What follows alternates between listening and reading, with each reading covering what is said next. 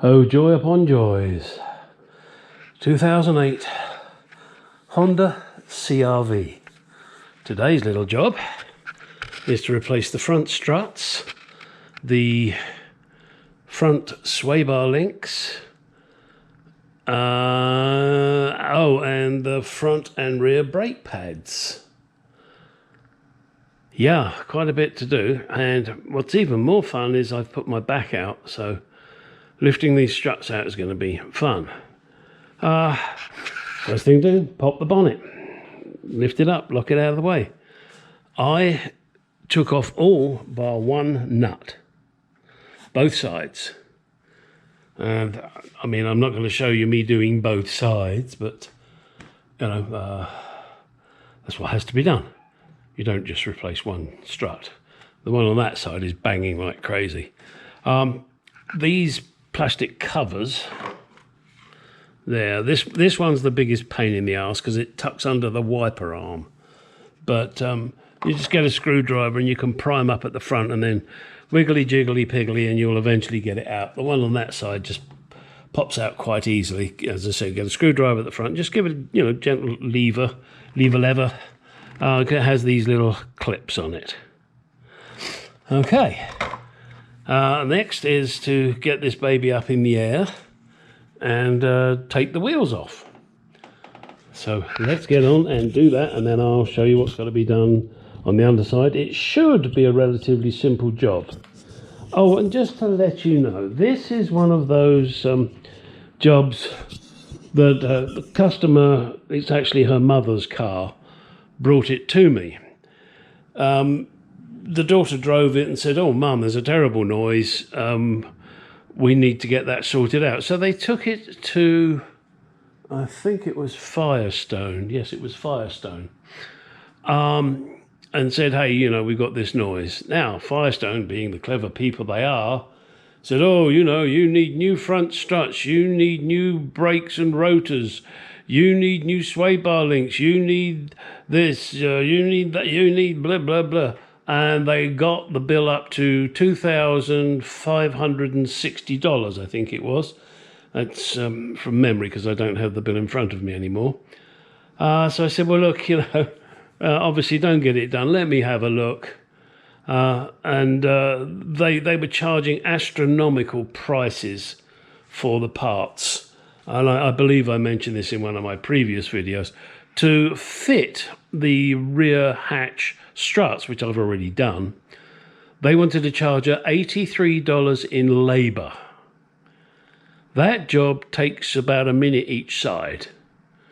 Unless you're slow, then it might take 2 minutes each side. What a rip-off. Anyway, so I've got to go and get the brake pads yet. I haven't got those, but with the brake pads, and now I've bought all the parts because I know this lady very well, so I can trust her not to rip me off. So with the brake pads, it doesn't need new rotors. And the struts at the back that I've done for the tailgate.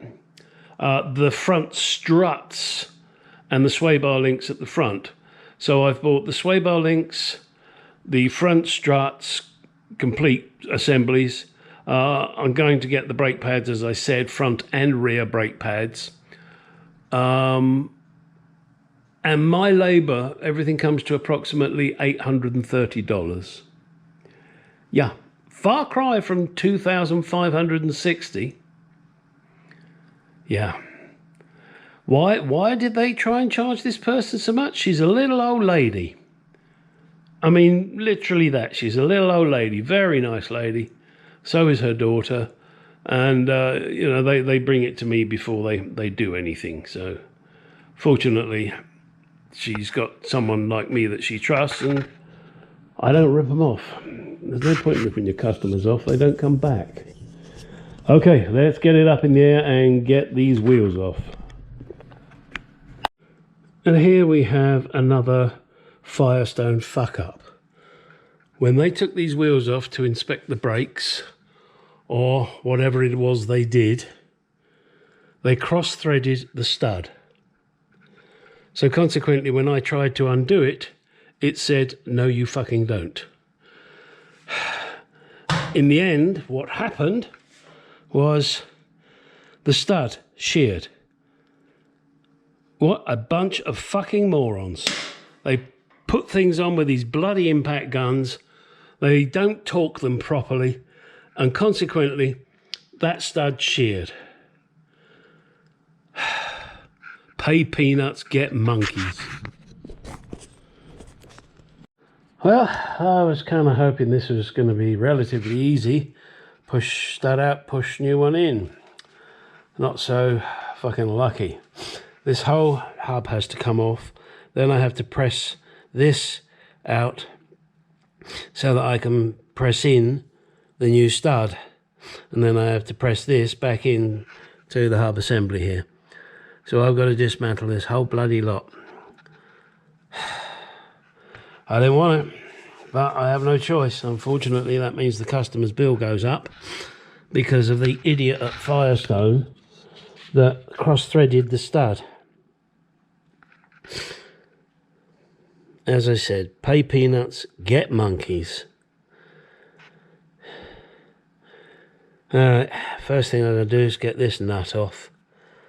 Then I've got to separate that ball joint there. Great. This here is not so bad. That's got to come off anyway because I'm replacing the strut. Ah dear. What a fucking game. Alright. No good sitting there moaning about it, I suppose. I want to get on and fucking do something. And it looks, I mean, I've just taken that out of there and I haven't twisted it. But it looks like whoever did the brakes on this twisted this brake hose as well. Christ. Alright, let me get this hub off. Alright, now that I've got the whole assembly removed, I thought let's just see if it'll go in, and it's not going to work. I mean, even if I ground her flat, the angle is just that's just not going to work, is it? It's as simple as that. So now what I have to do is press this out of here, but I think if I press that out of there, I read somewhere that's a one-shot deal. In other words, the bearing doesn't survive. So I guess I'll find out. This is why, unfortunately, it costs a lot of money to do this.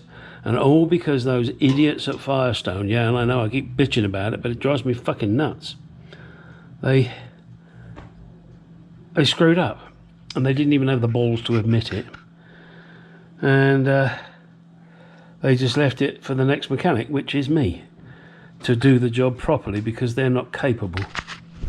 Well, if you've recovered from all my cursing about bloody Firestone,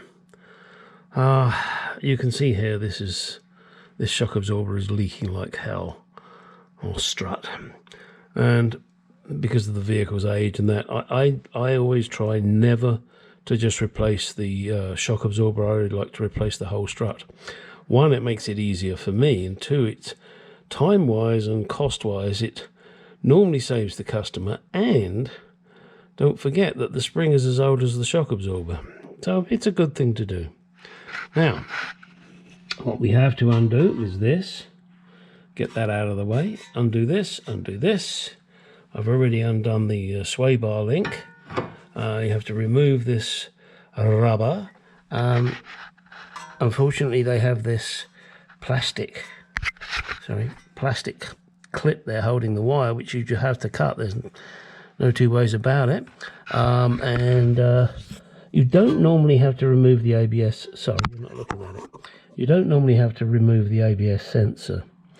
The wire, once you've cut that clip off, should be long enough to allow this to tilt forward without causing any problems.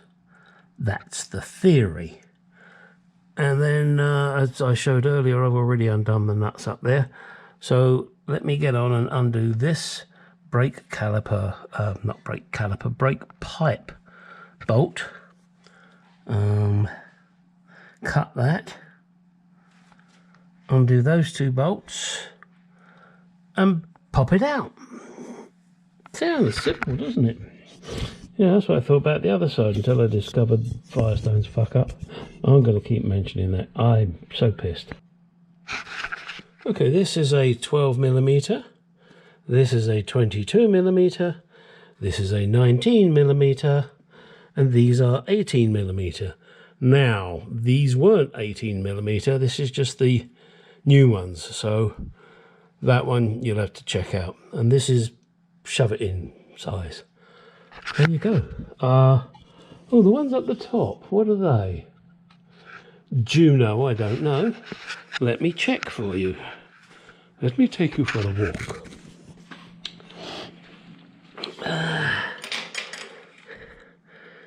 God, a funny feeling. Deep inside, oh yeah. And I'm only doing this because you just asked me and I heard you. And I'll put the bloody cover on this side, didn't I? Dickhead.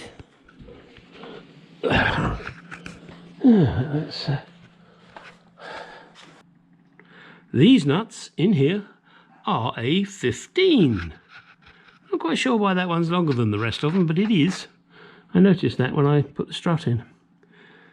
Okay, is there anything else I can tell you about doing this job? Probably not. Do you want me to do a video on brakes on a CRV? I'll do a short video and I'll push that out later. Now all I've got to do is put the cover back on this. Put the rubber seal back where it should be. And we should be good to go. Yeah, we should be. Let's hope so, huh?